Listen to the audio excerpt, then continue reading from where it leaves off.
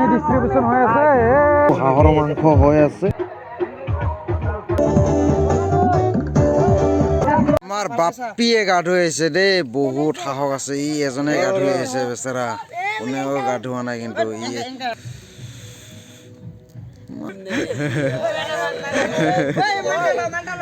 মালটা ল হৈছে দুই পাক হৈছে যা দি দে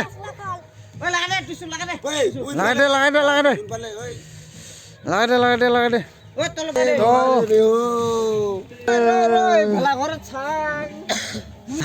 ইমান ওপৰত লাগিছে তো আমাৰ ধুনীয়া মেজিখন জ্বলিল আজি